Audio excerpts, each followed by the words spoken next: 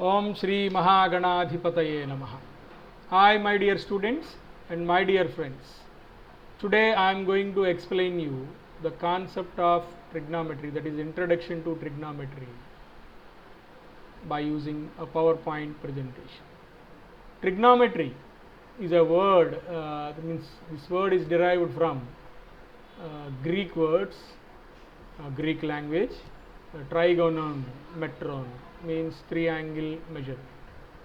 Trigonometry is a branch of mathematics which deals with triangles, particularly triangles in plane figures which are having one right angle in it. Means we can say it as a right angle triangle.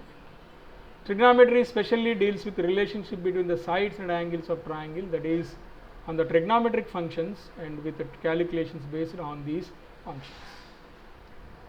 The applications of trigonometry. Historically, it was developed for astronomy and geography, but scientists have been using it for centuries for other purposes also. Besides other fields of mathematics, trigonometry used in physics, engineering and chemistry also.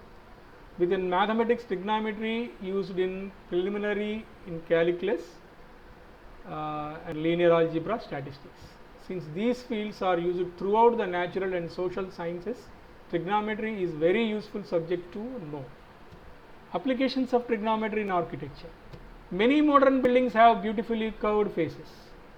Making these curved faces out of steel, stone, concrete and glass extremely difficult. So one way around to address this problem is to piece the surface together out of many flat panels, each sitting at an angle to the one next to it, so that all together they create what looks like a curved surface. So the more regular shapes, the easier the building process. So you can see this one when flyover construction now, we can see the pentagons, hexagons are using to construct the flyovers. You can see there when we are moving to our house to Maduravada, you can see the flyovers which are the polygons are used in construction also, okay, and they are fixed in certain angles. Regular flat shapes like squares, pentagons, hexagons can be made out of triangles, and so trigonometry plays an important role in architecture. Here real life examples in trigonometry. Trigonometry is used to find out the heights of multi-storied buildings.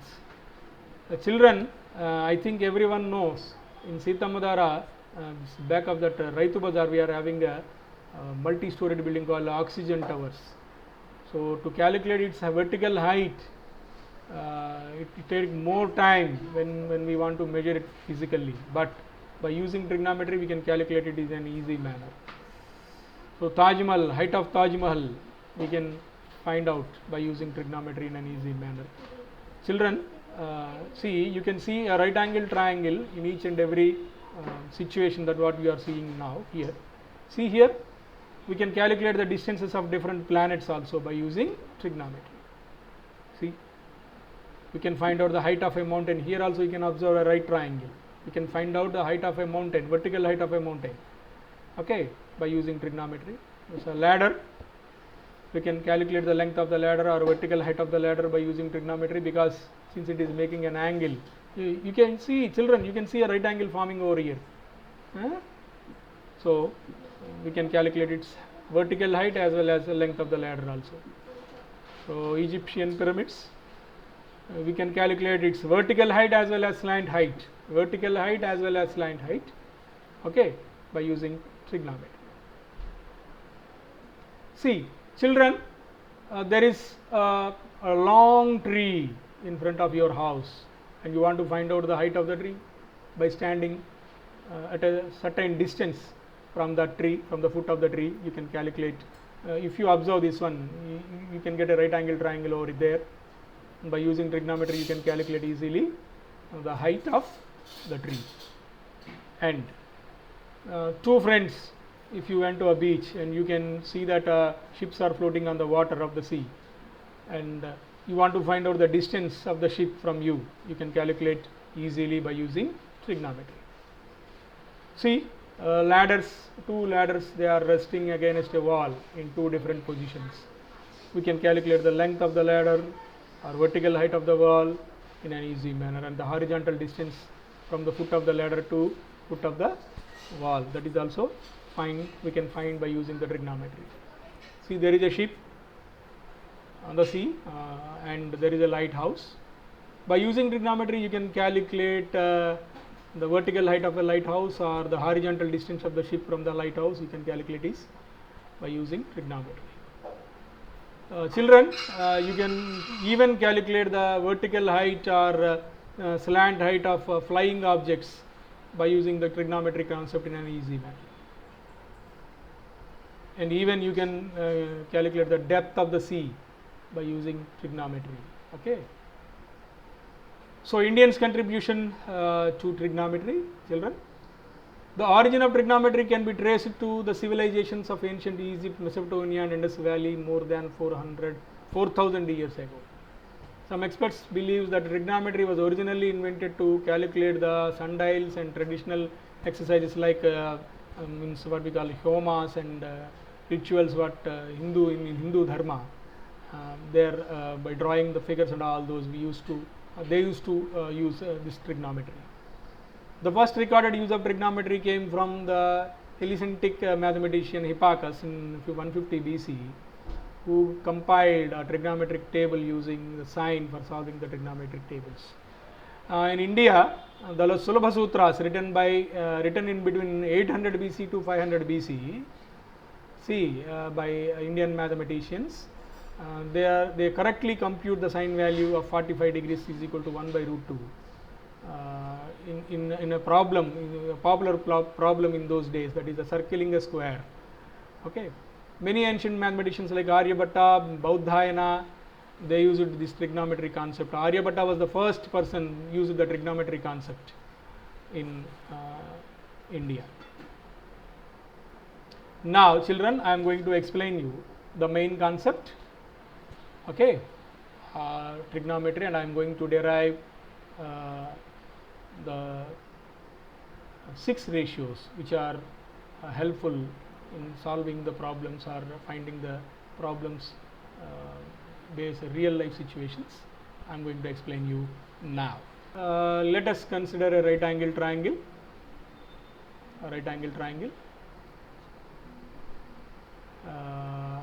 ABC,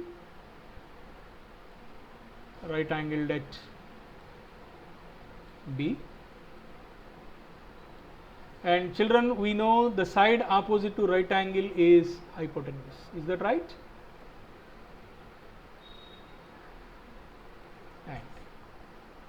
And you know, in right angle triangle one angle is 90 and the remaining 2 angles are acute angles.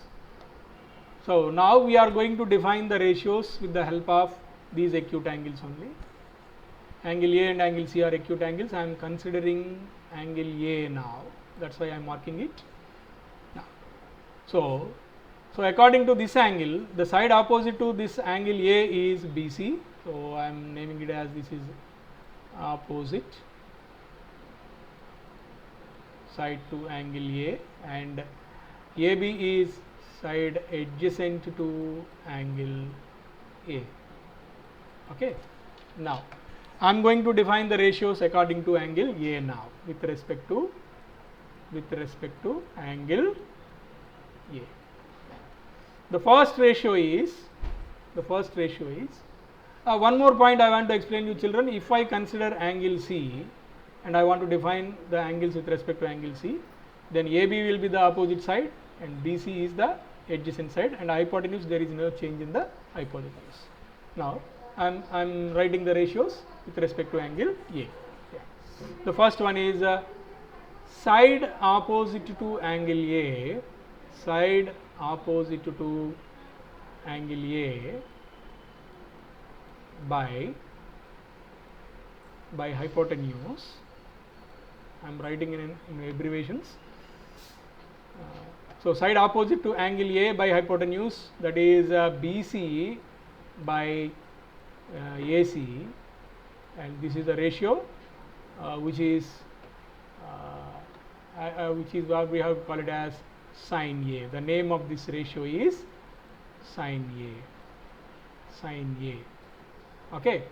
Next, second ratio, second one, side adjacent to angle A, side adjacent to angle A by hypotenuse, side adjacent to angle A by hypotenuse, which is AB by adjacent side adjacent side of angle A, which is AB by AC, AB by AC, sorry, which is whose name is cos A, cosine A or cos A. Okay. Now third ratio is,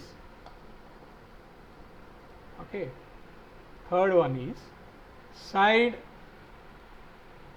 opposite to angle A, side opposite to angle A by side adjacent to angle A, side adjacent to angle A,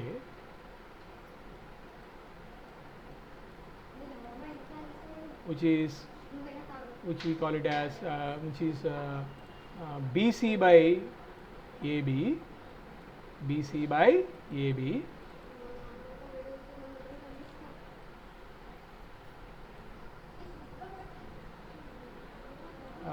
we'll call it as tan A, tan A. So these are the three main ratios with respect to angle A: side opposite to angle A by hypotenuse BC by AC sin A, side adjacent to angle A by hypotenuse AB by AC cos A, side opposite to angle A by side adjacent to angle A BC by AB tan A.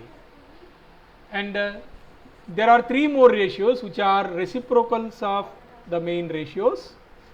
Okay, they are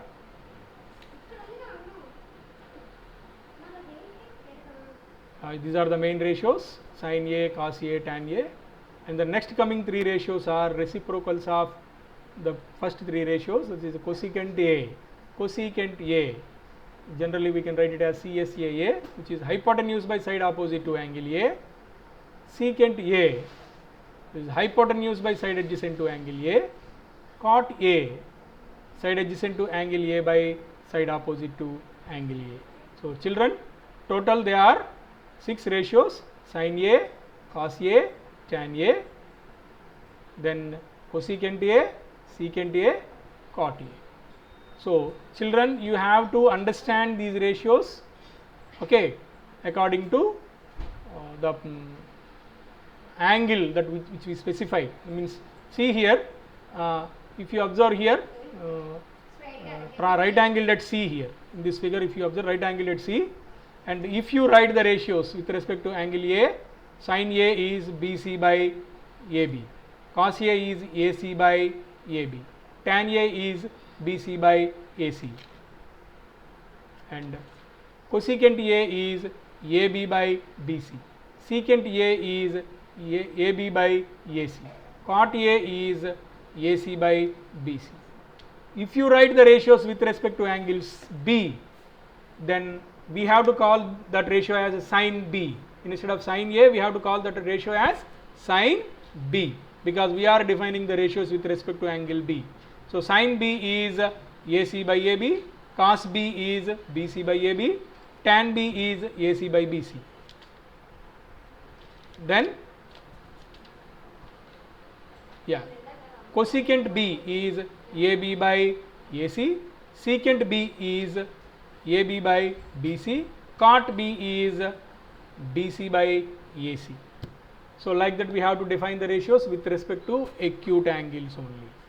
So children, you have to by heart these ratios in order to, first you have to understand the concept with respect to which angle we are defining the ratios, and which is the side opposite to it, and which is the side adjacent to it.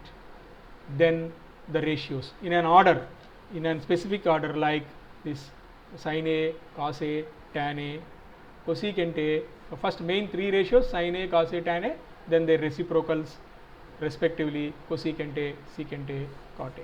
If you know these ratios and understand the concepts how we got it and what are the uses of this concept in real life, children, you can enjoy this concept very well and you can solve the problems in an easy manner. If you like this video, kindly subscribe my channel. Dhanyavad.